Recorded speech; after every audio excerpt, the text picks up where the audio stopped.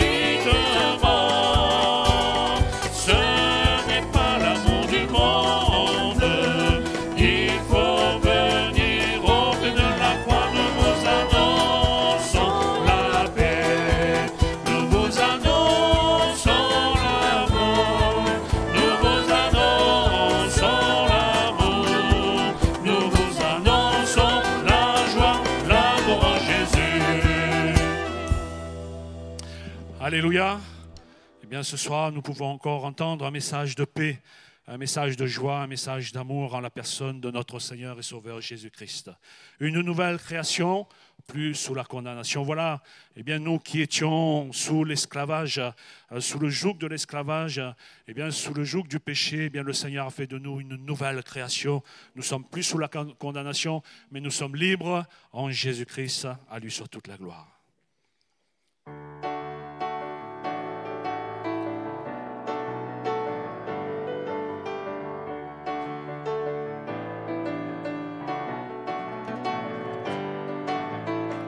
Une nouvelle création, plus sous la condamnation, je vis dans la grâce de Dieu.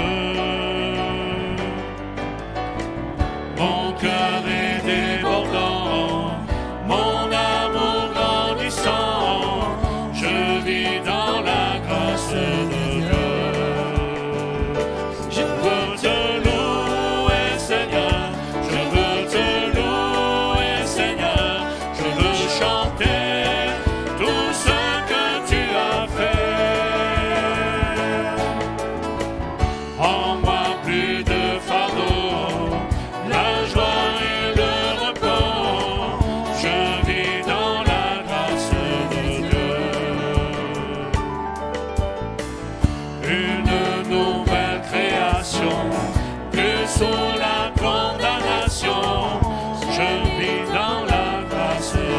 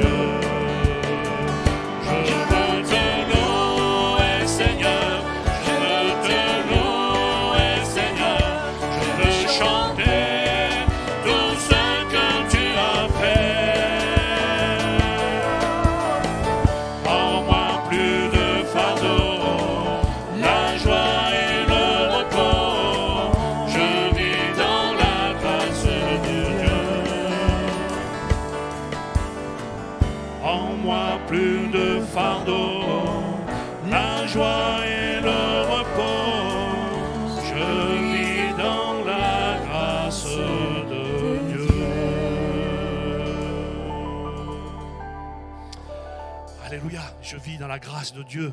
C'est vrai qu'il n'y a plus aucune condamnation pour ceux qui sont en Jésus-Christ et nous vivons dans la grâce de notre Seigneur et Sauveur Jésus-Christ.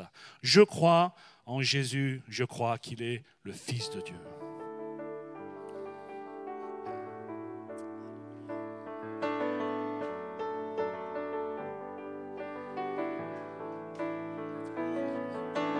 Je crois en Jésus. Je crois qu'il est le Fils de Dieu. Je crois qu'il est mort et ressuscité. Je crois qu'il a payé pour tous. Et je crois qu'il est ici. Et je crois qu'il est ici. Présent au milieu de nous. Tout-puissant pour nous guérir.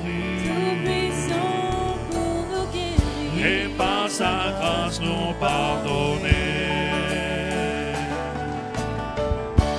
Je crois en toi, Seigneur. Je crois que tu es le Fils de Dieu. Après ta mort, Dieu t'a ressuscité. Je crois que tu as payé pour tout. Et je crois que tu es là. Et je crois que tu es là. Présent au milieu de nous. Tout-puissant pour nous guérir. Tout-puissant pour nous guérir. Et par ta grâce nous pardonner. Je crois en Jésus. Je crois qu'il est le Fils de Dieu. Je crois qu'il est mort et ressuscité. Je crois qu'il a payé pour tout. Et je crois qu'il est ici. Présent au milieu de nous. Tout-puissant pour nous guérir. Et par sa grâce nous pardonner. Je crois en toi, Seigneur. Je crois que tu es le Fils de Dieu. Après ta mort, Dieu t'a ressuscité. Je crois que tu as payé pour tout. Et je crois que tu es là. Présent au milieu de nous. Tout-puissant pour nous guérir. Et par sa grâce nous pardonner. Et par sa grâce nous pardonner. Par sa grâce. Alléluia, béni sois-tu, Seigneur. Oui, par ta grâce, Seigneur, eh bien, tu désires encore nous pardonner aujourd'hui. Eh bien, vous qui peut-être n'avez pas encore fait cette expérience, cette rencontre avec Jésus-Christ, eh bien, puissiez-vous, eh bien, ce soir, vous approcher du trône de la grâce de notre Seigneur et de lui donner votre cœur, votre vie. À lui soit toute la gloire. Je laisse à tes pieds tous mes fardeaux. Devant toi, je dépose tous mes soucis. C'est vrai que le Seigneur nous a dit, venez à moi, vous tous qui êtes fatigués et chargés, et je vous donnerai du repos. Et ce soir, eh bien, vous pouvez laisser au pied de notre Seigneur Jésus-Christ tous vos fardeaux, tous vos soucis, afin que lui-même, il puisse en prendre charge.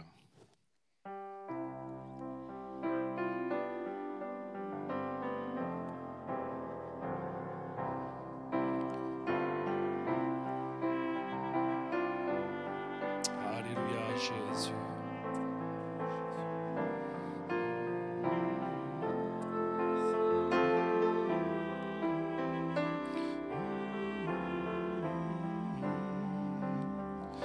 Je laisse à tes pieds mes fardeaux.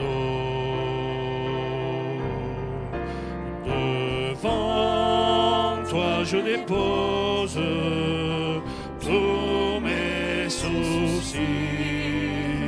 Et chaque fois que je ne sais pas me diriger, j'abandonne à tes pieds mes fardeaux. Laisse à tes pieds mes fardeaux. Devant toi je dépose tous mes soucis. Et chaque fois que je ne sais pas me diriger, j'abandonne à tes pieds mes fardeaux. J'abandonne à tes pieds mes fardeaux. Avant de laisser toute la place à la parole de Dieu, ce dernier chant qui nous dit « Mon Dieu est si bon, il prend bien soin de moi ».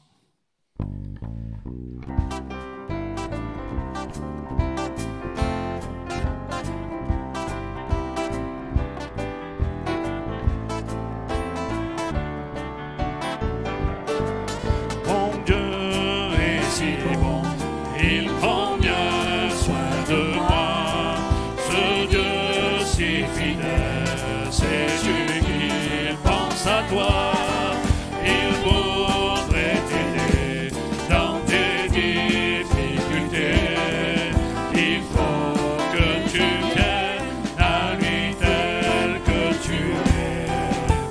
Dieu sait si bien ce qui te semble lourd, qui te fait mal, te trouble tous les jours. Il connaît tes besoins, ta peur du lendemain. Avec mon Dieu, tu sais tout ira bien. Il vit à jamais, c'est un Dieu tout-puissant.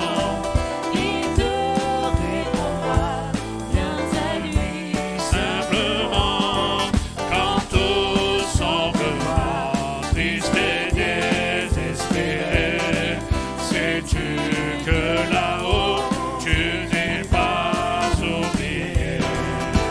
Dieu sait si bien ce qui te semble lourd, qui te fait mal, te trouble tous les jours. Il connaît tes besoins, ta peur du lendemain. Avec mon Dieu, tu sais tout ira bien. Mon Dieu t'aidera, il conduira tes pas.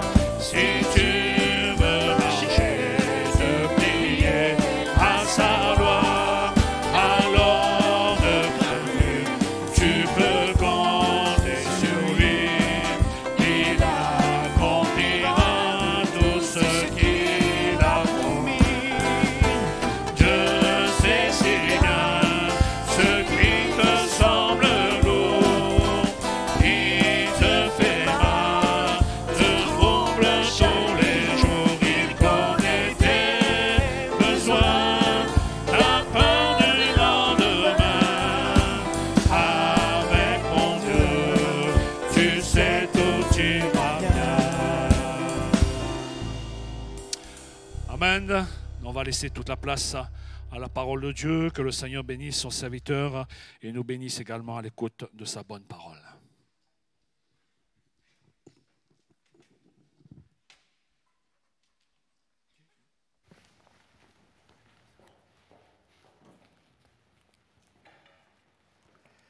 Voilà, nous sommes heureux d'être ensemble pour cette réunion d'évangélisation. Merci à nos amis pour ces beaux chants. Nous savons que Dieu est présent, qu'il agit, il est partout. Et là où vous êtes, eh bien, le Seigneur veut vous bénir. Il n'est nul besoin d'être dans une église, dans un lieu particulier. Notre Dieu, c'est le Dieu de toute la terre. C'est le Dieu qui exauce là où on l'invoque. Dieu est riche pour tous ceux qui l'invoquent. Et j'aimerais que nous puissions partager ensemble quelques versets dans le livre de Michée, au chapitre 7. Michée, chapitre 7, et le verset 7.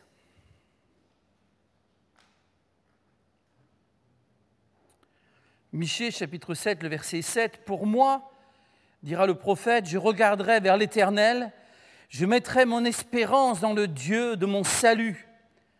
Mon Dieu m'exaucera. Ne te réjouis pas à mon sujet, mon ennemi, car si je suis tombé, je me relèverai. Si je suis assise dans les ténèbres, l'Éternel sera ma lumière. Je supporterai la colère de l'Éternel, puisque j'ai péché contre lui, jusqu'à ce qu'il défende ma cause et me fasse droit. Il me conduira à la lumière et je contemplerai sa justice. » Et dans le même chapitre 7, au verset 18, « Quel Dieu est semblable à toi, qui pardonne l'iniquité, qui oublie les péchés du reste de ton héritage. Il ne garde pas sa colère à toujours, car il prend plaisir à la miséricorde. Il aura encore compassion de nous. Il mettra sous ses pieds nos iniquités. Tu jetteras au fond de la mer tous leurs péchés. Tu témoigneras de la fidélité à Jacob, de la bonté à Abraham, comme tu l'as juré à nos pères au jour d'autrefois. Amen. » J'aimerais que nous puissions prier ensemble et présenter ces moments au Seigneur. Nous voulons te louer, Jésus, pour ces chants qui t'ont glorifié. Nous voulons te louer parce que tu vas exaucer les prières et tu vas répondre aux besoins, tu vas répondre aux questions. Seigneur, révèle-toi à travers ta parole, parce que nous savons que ta parole est la vérité, ta parole est éternelle. Gloire te soit rendue, Jésus. Amen. Amen. J'aimerais parler pendant quelques instants de ce Dieu qui est tellement extraordinaire, ce Dieu de l'Ancien Testament, ce Dieu du Nouveau Testament, parce que Dieu n'a pas changé entre l'Ancienne Alliance et la Nouvelle Alliance. Jésus-Christ est le même hier, aujourd'hui, éternellement. Et nous savons qu'il n'y a aucune ombre de variation. Alors parfois, quand on lit des passages de l'Ancien Testament, on est surpris de la sévérité de Dieu. Et lorsqu'on les compare avec quelques textes du Nouveau Testament, on pourrait croire que Dieu ait changé, mais Dieu n'a pas changé. Notre Dieu est toujours un Dieu qui est sévère vis-à-vis du péché, qui condamne le péché, mais c'est le Dieu qui tend la main, qui tend sa main d'amour, qui tend sa main de grâce pour t'attirer. Et Dieu qui a toujours été le même, c'est ce Dieu qui veut nous pardonner. Et Michée qui va décrire le péché d'Israël et de Juda, c'est ce même prophète qui va décrire et qui va terminer son livre en disant « Quel est ce Dieu qui pardonne ?» Et c'est le thème de mon message aujourd'hui, c'est de parler de ce Dieu qui pardonne. Je crois que pour l'époque, il y a des milliers d'années, puisque Michée était contemporain d'Ésaïe, il vivait 700 ans avant la venue du Seigneur, donc nous sommes plus de 2720 années de différence. Eh bien, lorsqu'on regardait autour de soi à l'époque et qu'on regardait le Dieu des Égyptiens, le Dieu d'autres peuplades, des Assyriens, des Babyloniens, c'était des dieux qui demandaient du sang, c'était des dieux qui demandaient de la vengeance. Plus tard, l'Empire romain aura ses dieux et il en sera de même. Et de tout temps, nous voyons que les dieux que les hommes se sont fabriqués, ce sont des dieux qui demandent de la rétribution, de la vengeance. Ce ne sont pas des dieux qui pardonnent. J'ai regardé récemment un reportage sur les Incas et c'est un empire qui a fait des choses extraordinaires au niveau des monuments, des constructions. Et c'était des grands artistes, mais c'était surtout aussi un peuple violent qui ne pardonnait pas, qui tuait, qui demandait des sacrifices humains. Et nous voyons cela à travers toute l'histoire de l'humanité. Je me souviens d'un homme politique qui n'est plus de ce monde, qui était président de la République, qui disait à propos d'une certaine affaire « Je pardonne, mais j'oublie pas ». Et ça voulait dire, en fin de compte, qu'il ne pardonnait pas. Je pense également à des journalistes qui disaient « Mais ça, non, ça, je ne pourrai jamais le pardonner ». Alors, que ce soit les dieux qui sont présentés à travers les empires de ce monde, ou que ce soit l'être humain, eh bien, en réalité, il n'y a pas cette capacité de pardonner, d'oublier les offenses. Les gens qui pardonnent vraiment, bien, je pense qu'il n'y en a pas beaucoup. Et peut-être que toi qui m'entends en ce moment, tu es ainsi aussi. Il y a quelque chose au fond de ton cœur et tu as été blessé, on t'a fait du mal, on t'a trompé et tu ne peux pas pardonner. Nous voyons dans les couples les disputes qui se multiplient jusqu'à ce non-pardon, jusqu'au divorce. Et même après le divorce, encore cette amertume, cette rancune. Il y a des ouvriers qui ne pardonnent pas à leur patron. Et c'est quelque chose qui est dans le cœur de l'homme. Alors je suis heureux aujourd'hui de pouvoir proclamer que notre Dieu, alléluia, le Dieu de la Bible, ce Dieu que proclame Michée, c'est un Dieu qui pardonne. C'est un Dieu qui oublie les péchés. La Bible dit dans la première épître de Jean que si nous disons que nous n'avons pas péché, nous faisons Dieu menteur. Mais si nous confessons nos péchés, il est fidèle, Jésus est fidèle et juste, pour nous les pardonner et pour nous purifier de toute iniquité. Alors, ce Dieu qui pardonne veut se révéler à toi. Pourquoi est-ce que nous avons besoin de pardon ? Parce que si nous ne réalisons pas que nous sommes pécheurs, nous ne pouvons pas connaître Dieu. Le péché, c'est un fil conducteur que nous voyons depuis la Genèse. Et depuis que Adam et Ève ont péché, depuis que les hommes et les femmes ont péché dans ce monde, depuis que tu as péché, que j'ai péché, j'ai besoin de pardon. Nous voyons cela dans les évangiles, lorsque 4 hommes remplis de foi vont apporter, en passant par un toit qui est un homme paralytique.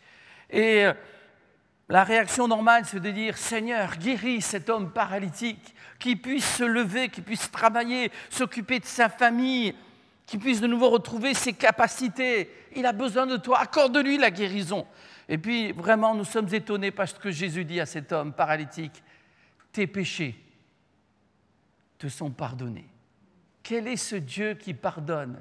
C'est ce Dieu qui se révèle en Jésus. Le cœur de Dieu, ce n'est pas de te frapper pour tes péchés, ce n'est pas de rappeler chaque matin ce que tu n'as pas fait de bien à son égard, mais le cœur de Dieu, c'est de te pardonner. Cet homme paralysé entendra cette bonne parole, tes péchés te sont pardonnés.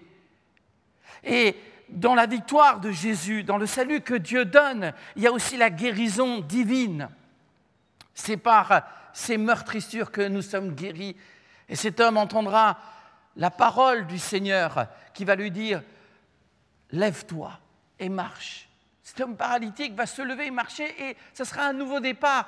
Toi qui veux avoir un nouveau départ, toi qui veux retrouver la joie de vivre, toi qui veux avoir un nouveau commencement, tu as besoin de naître de nouveau. Toi qui as connu Dieu, qui est devenu rétrograde, toi qui es devenu amer à cause de toutes sortes de déceptions, toi qui es paralysé, tu ne peux plus marcher pour Dieu. J'aimerais te dire que Jésus t'aime. Et il te dit, tes péchés te sont pardonnés. Et il te dit, tu es à moi. Je veux que tu te relèves. Je veux que tu me loues. Je veux que tes mains me bénissent. Je veux que ta bouche chante les cantiques et ma gloire. Mais pour cela, tu as besoin d'entendre cette parole. Tes péchés te sont pardonnés. Quel est ce Dieu qui pardonne ? Alors que la religion rappelle souvent les fautes et qu'elle offre des sacrifices qui sont insuffisants. Ce Dieu qui pardonne, c'est Jésus. Dieu fait homme, celui qui est né de la Vierge Marie, qui a été conçu du Saint-Esprit, qui est dans la maison de Simon le pharisien. Et une femme prostituée va venir aux pieds de Jésus. Elle pleure aux pieds de Jésus. Quel est ce Dieu qui pardonne ? C'est Jésus. Parce que Jésus ne va pas mépriser cette femme comme elle est méprisée par les gens qui la regardent et qui la connaissent en même temps. Elle est là, elle a besoin de pardon. Elle ne veut plus vendre son corps, elle ne veut plus se prostituer, elle veut changer de vie. Et pour cela, elle a besoin, non pas du pardon des hommes. Je crois que, justement, il reste souvent parfois des regards de condamnation chez les êtres humains. Mais quand Jésus a vu cette femme pleurer à ses pieds, essuyer les pieds de Jésus avec ses cheveux, et qu'elle était là au pied du Seigneur, qu'a-t-elle trouvé au pied du Seigneur? Un juge? Non. Elle a trouvé un Dieu qui pardonne, un Dieu qui gracie, un Dieu qui fait au-delà de tout ce qu'on peut penser et imaginer. Seigneur, je veux repartir en nouveauté de vie. Oui, j'ai une dette énorme. J'ai une dette plus grande que la dette de ces pharisiens, de ces hommes religieux qui pensaient que leur dette était moins importante, qui pensaient qu'ils avaient moins péché. Peut-être que tu diras, mais moi j'ai moins péché que telle personne, que celui qui se retrouve en prison, que celui qui est un dictateur. Tu as moins péché, mais tu as assez péché pour être loin de Dieu. Et si tu penses que tu n'as pas besoin du sacrifice du Christ, tu es dans un péché d'orgueil et tu es loin de Dieu. Tu es comme ces pharisiens qui jugeaient. Mais ce jour, cette femme ne s'est pas occupée des religieux, mais elle était là au pied du Seigneur. Et j'aimerais te dire à toi, qui veux repartir dans la paix de Dieu, j'aimerais te dire, regarde à Jésus. Pour moi, je regarderai à l'Éternel. C'est ce que dit le prophète Michée. Je regarderai à ce Dieu qui n'aura pas un regard sévère, mais qui va me pardonner. Et Jésus dira à cette femme, va en paix, ta foi t'a sauvée. Cette femme va repartir purifiée, graciée, parce qu'elle a cru dans cette capacité d'amour du Seigneur. Alléluia! Jésus a cette capacité, cette richesse pour pardonner. Et s'il est vrai que cette femme a péché vis-à-vis des êtres humains, elle a surtout péché vis-à-vis de Dieu. Le péché est une atteinte, une révolte, une insulte contre Dieu. Elle n'a pas été créée pour faire cela. Elle a été créée pour servir Dieu. Mais ce jour-là, le Fils de Dieu va être ce Dieu. Quel est ce Dieu? Ce Dieu si merveilleux, qui offre un nouveau départ, qui offre la grâce. Dans un autre contexte, nous savons que dans Jean 8, il y a une femme adultère. Ce n'est pas la même personne. C'est une femme adultère que tout le monde voudra lapider. Et Jésus dira que celui de vous qui est sans péché, lui jette le premier la pierre. Et tous vont partir. Et là encore une fois, le Seigneur dira, je ne te condamne pas non plus, va et ne pêche plus. Quel bonheur pour cette personne qui croyait mourir. Le péché nous amène à la mort. Le salaire du péché, c'est la mort. La mort arrive tôt ou tard. Tôt ou tard, il faudra rendre compte de nos fautes et de nos péchés. Alors béni soit ce Dieu merveilleux qui nous a envoyé Jésus. Car Dieu t'a tant aimé. Et le Fils de Dieu n'est pas venu pour juger le monde. Mais Dieu t'a tant aimé, toi qui m'écoutes. Il t'a tant aimé qu'il a donné son Fils. Afin que tu ne sois pas jugé, mais que tu sois pardonné. Afin que tu ne sois pas jugé, condamné, mais afin que tu sois délivré. Afin que tu ne sois pas jugé, mais que tu deviennes un enfant du Père Céleste, un frère, une sœur de notre Seigneur Jésus-Christ. Quel est ce Dieu si merveilleux, lui qui est la victime, lui qui est blasphémé, lui qu'on ne comprend pas, il se rend fautif à notre place. À la croix du Calvaire. Et Dieu donne son Fils, son unique, son bien-aimé pour toi, pour que tu sois pardonné. C'est ce que le brigand repentant va vivre. Il a manqué toute sa vie. Mais alléluia, il n'a pas manqué sa sortie. Et ça, c'est quelque chose d'extraordinaire. Il est sur la croix. Il ne peut pas aller dans une église se faire baptiser. C'est un peu tard. Il ne peut pas chanter un cantique. Il n'a jamais ouvert peut-être un parchemin. Il n'a fait que désobéir aux 10 commandements, de telle sorte qu'il était même désagréable aux hommes et qu'il était normal qu'il soit sur une croix à l'époque. Mais lorsqu'il se repent sincèrement, lorsqu'il voit Jésus, son amour, Jésus qui est là entre ciel et terre, et Jésus qui dit « Père, pardonne-leur parce qu'ils ne savent pas ce qu'ils font », lorsqu'il voit l'amour du Christ, insulté ne rendait point d'insulte, maltraité ne faisait point de menace, Et il a toujours de l'amour à donner. Jésus est venu pour sauver. Et alors qu'il quitte cette terre, il est toujours le sauveur. Et maintenant qu'il est ressuscité, il veut aussi être ton sauveur. Mais là, alors qu'il passe ses derniers moments sur cette terre, il entend la prière de ce brigand. Seigneur, souviens-toi de moi lorsque tu viendras dans ton règne.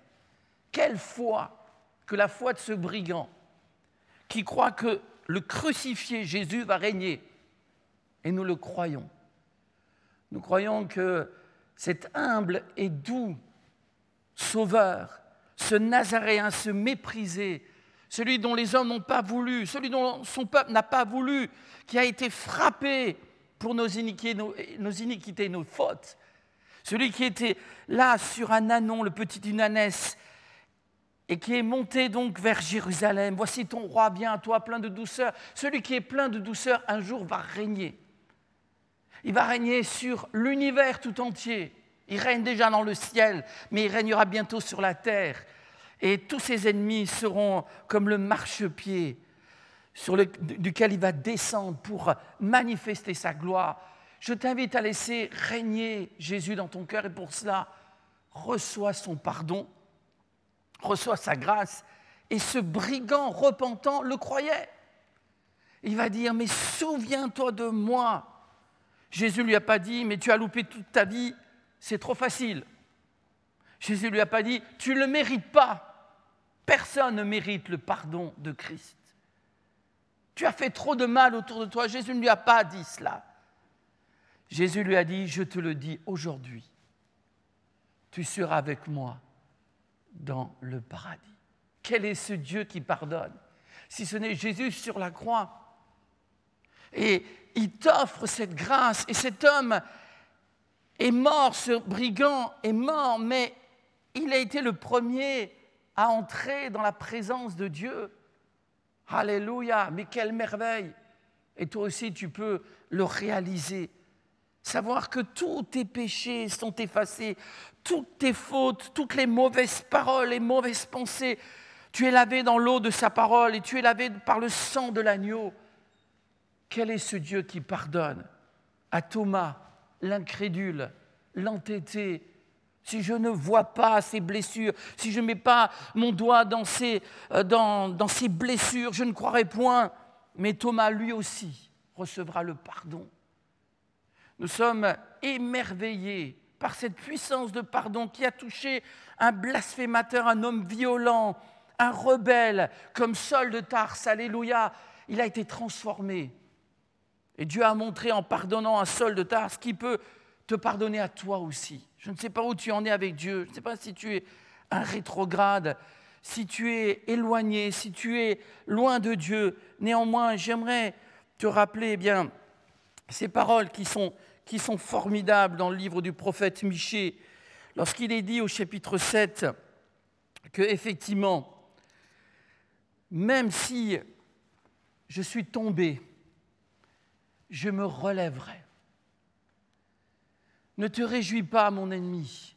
L'Éternel sera ma lumière. Je suis tombé, mais je vais regarder à Dieu. Et Dieu va me prendre par la main pour que je puisse le servir, pour que je puisse le connaître, pour que je puisse aller de l'avant avec lui. Nous admirons ce Dieu qui a une telle puissance de pardon. Et alors que tu m'écoutes, j'aimerais que tu aies à cœur de croire que si tu es en règle avec Dieu, la paix viendra dans ton cœur.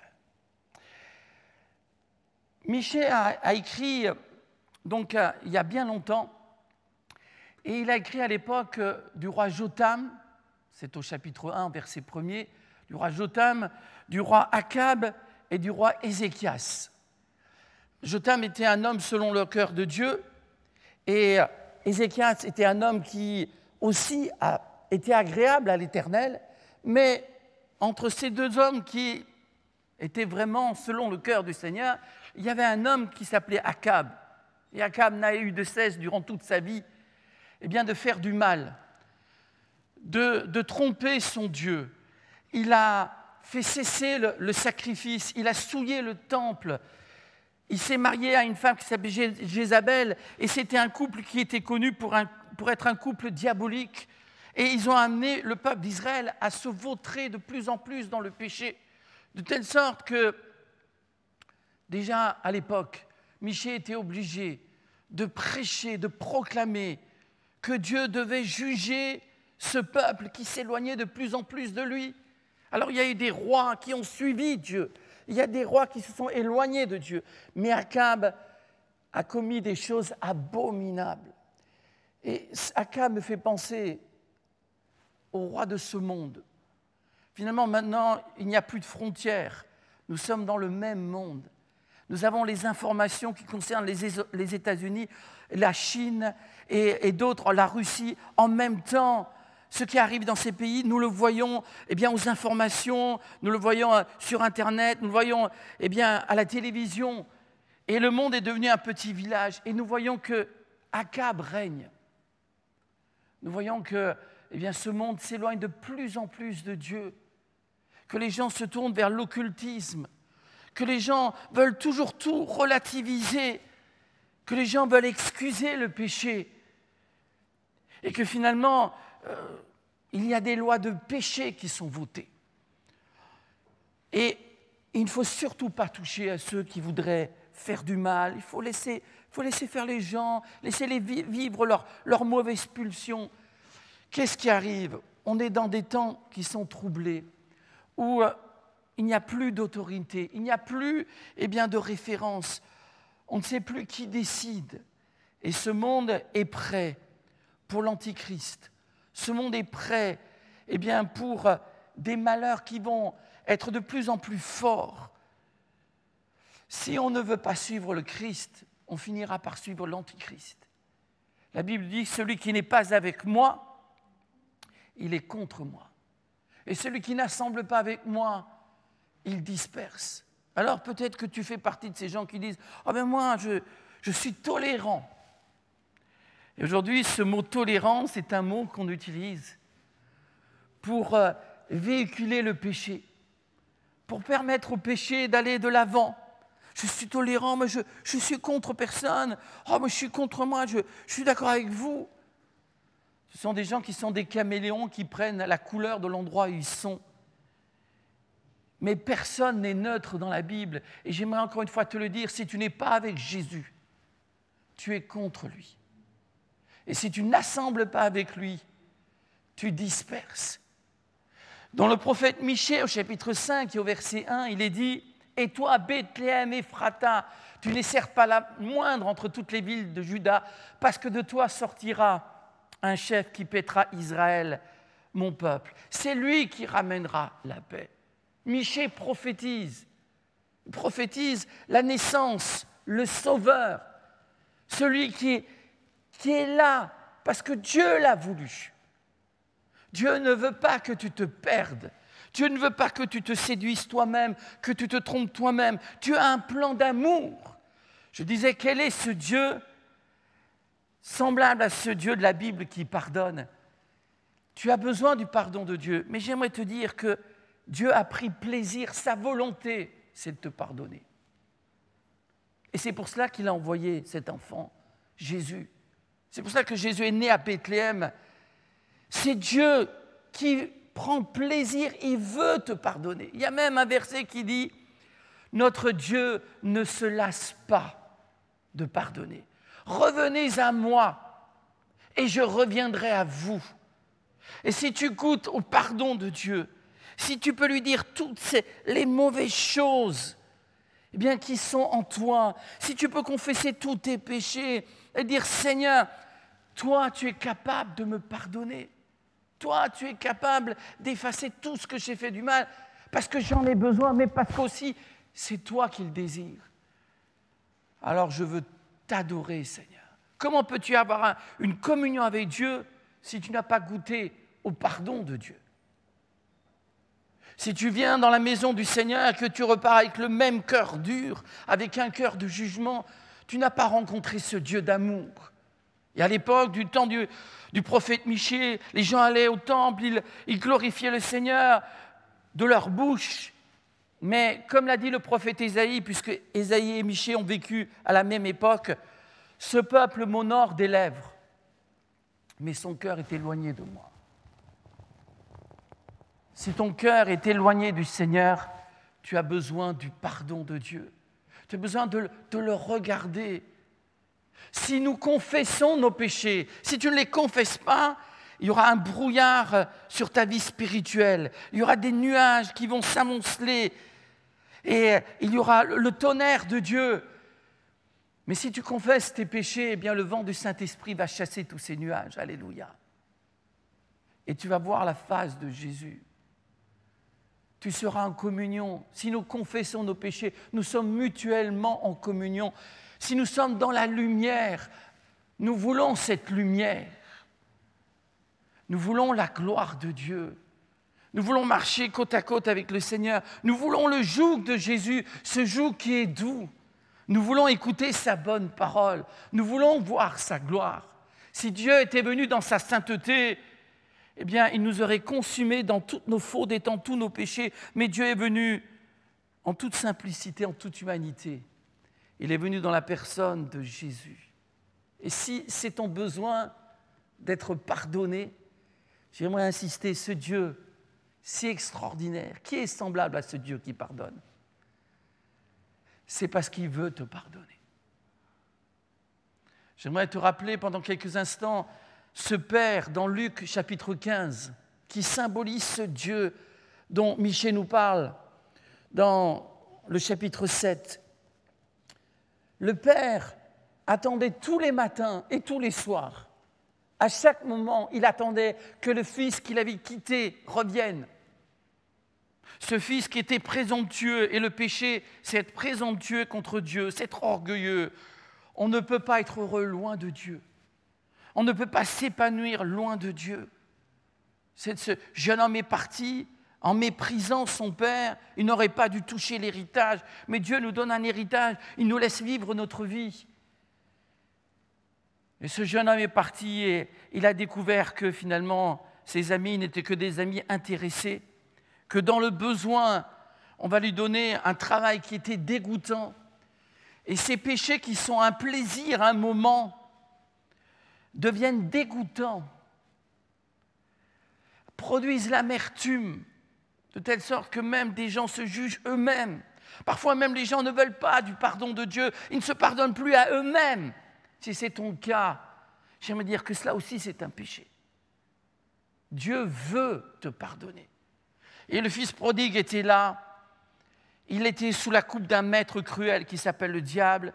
Il avait perdu tout son argent, il avait perdu sa dignité, il sentait mauvais, il était là dans sa misère. Et il se disait, mais comme j'ai été fou, je veux au moins retourner vers mon père. Et si je ne suis plus un fils, au moins je serai un ouvrier, un mercenaire. Et le péché nous fait perdre notre dignité de fils et de filles de Dieu. Mon ami, il est temps que tu reviennes à Dieu, comme le fils prodigue. Tu as tourné le dos à Dieu, maintenant tourne le dos au péché. Tu as méprisé ton père, maintenant honore ton père. Ne dis pas que tu en as trop fait. Ne dis pas que tu es tombé dans un puits qui est trop ténébreux, tu ne peux pas t'en sortir, que Dieu ne va pas t'accepter. Tu as quelque part à faire. Certains ne voient du courage qu'à prendre des décisions pour vivre dans le péché. Ils sont fiers de vivre leur péché.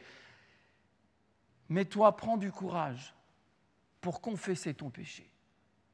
Et ce jeune homme, même s'il n'a pas tout compris, parce que dans son esprit, il voulait revenir, il voulait travailler, il pensait qu'il avait tout perdu, mais quand il revient avec toute sa tristesse et que le Père le voit, quel est ce Père qui pardonne? Quel est ce Dieu qui pardonne? Dieu n'est pas comme les êtres humains qui font une comptabilité de toutes les fautes et qui se disent « je vais enfin pouvoir rendre ce qu'il m'a fait, ce qu'elle m'a fait, je vais me venger ». Dieu n'est pas ainsi. Dieu est celui qui est le plus insulté, mais il est là dans son ciel plein d'amour. C'est ce Dieu qui est prêt à pardonner. Et le Père est là, et lorsqu'il voit le Fils prodigue, il court vers lui. Il se jette dans ses bras. Il y a cette communion. Et le fils va dire, je ne suis plus digne. Quelle belle repentance. Traite-moi comme l'un de tes ouvriers. Mais ce Dieu qui pardonne ne veut pas d'un ouvrier.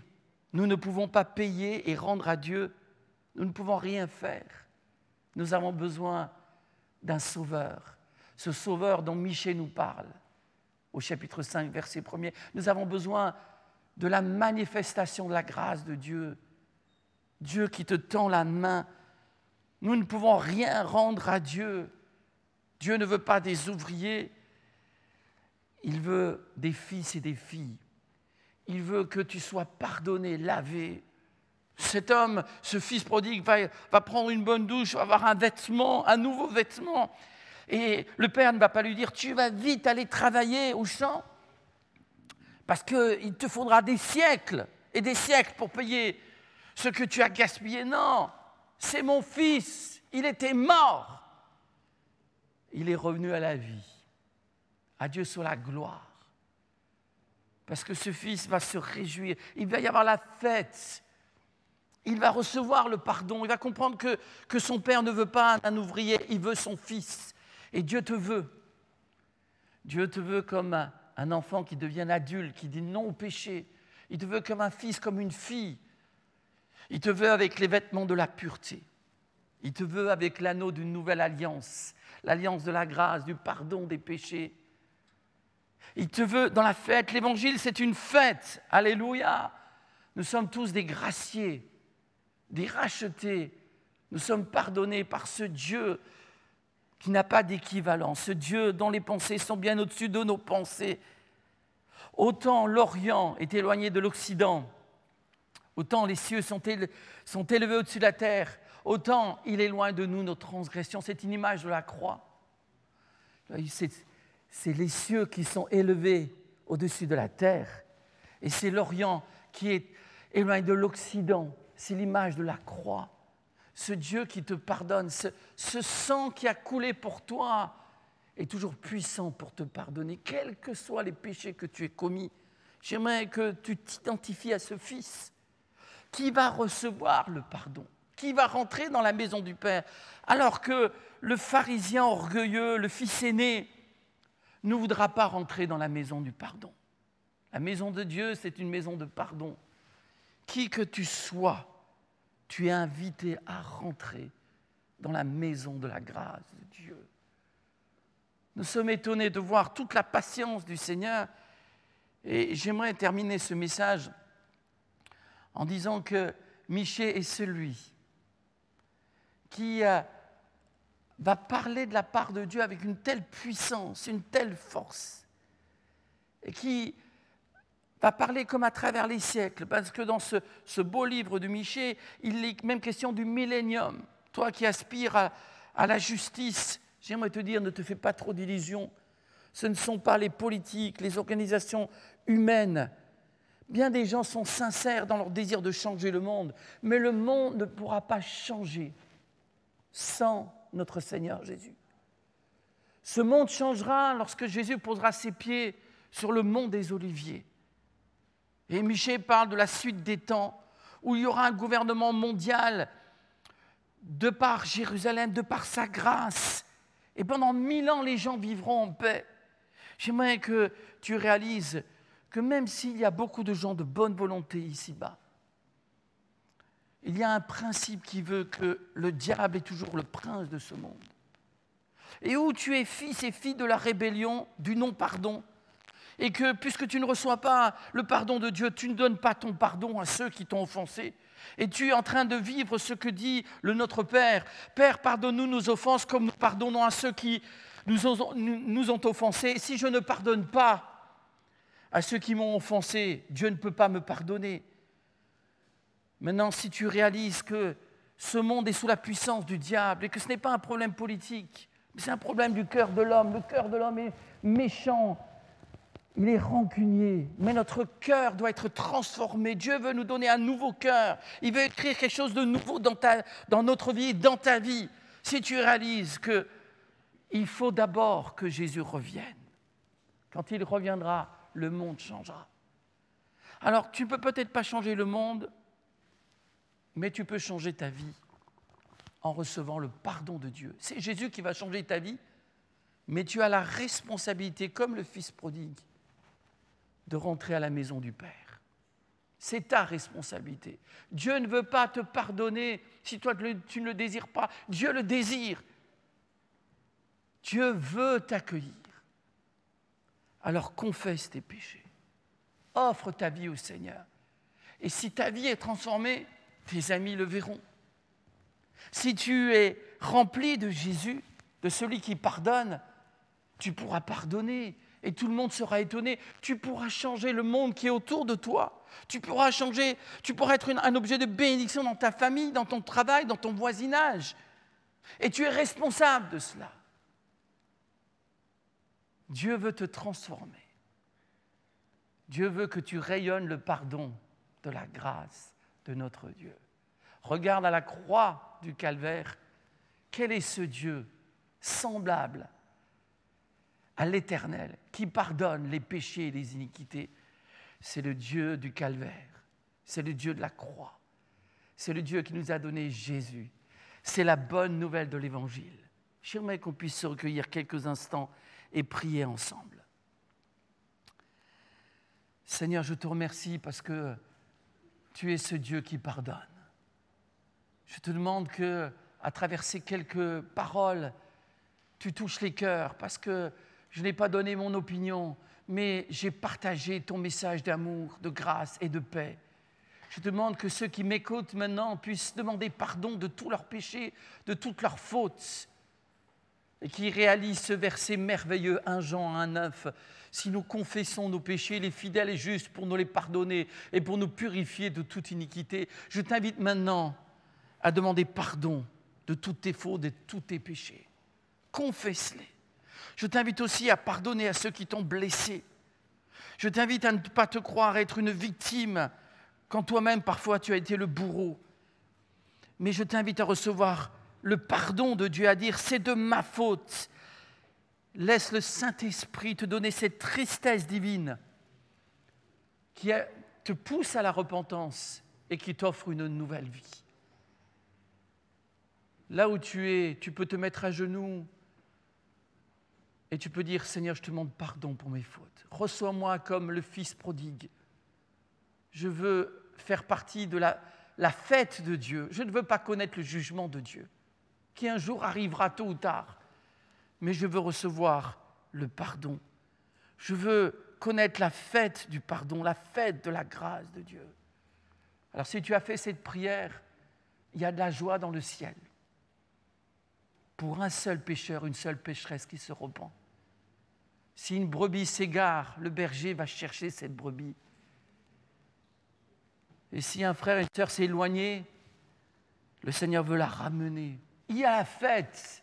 L'Évangile, c'est la fête. Tu es invité. Maintenant, fais connaître cette fête autour de toi. Et chante avec nos amis qui vont chanter à la gloire du Seigneur. Que le Seigneur vous bénisse en toutes choses.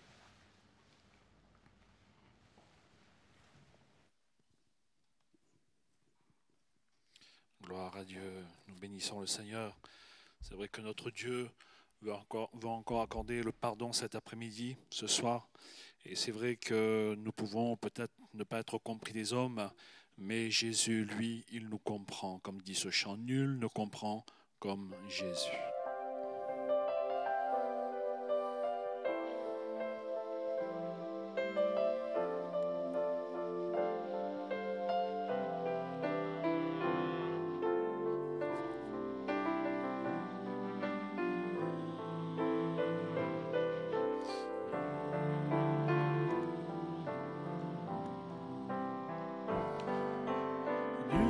Comprends comme Jésus les problèmes de ton cœur. Viens à la croix de ton salut, là il séchera tes pleurs. Nul ne comprend comme Jésus. Ciel est bas.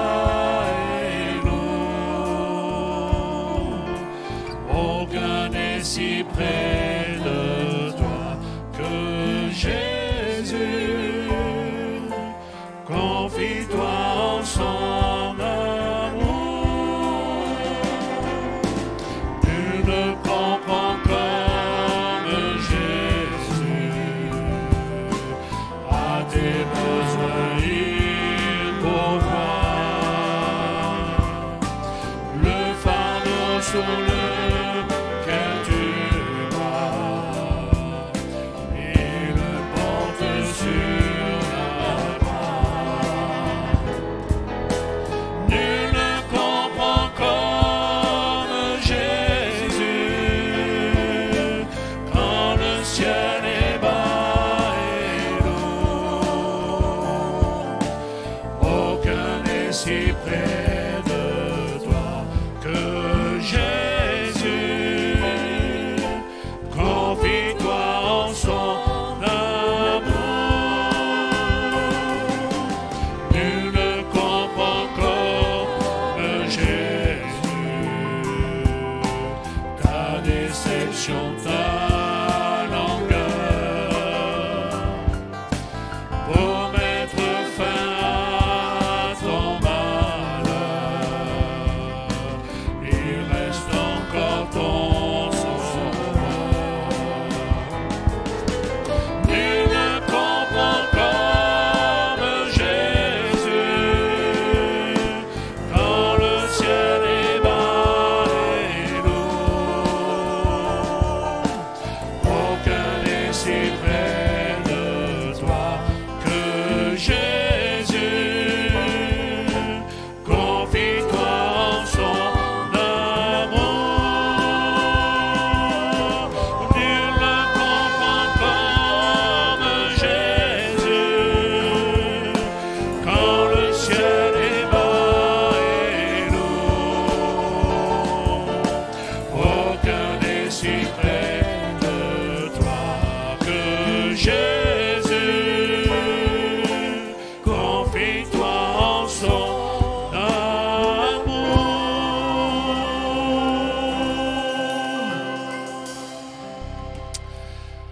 Gloire à Dieu. Merci à notre Dieu, à notre Seigneur pour ces moments, ces instants que nous avons passés. Nous voulons vous souhaiter tous une bonne soirée et nous vous donnons un prochain rendez-vous. Que Dieu vous bénisse.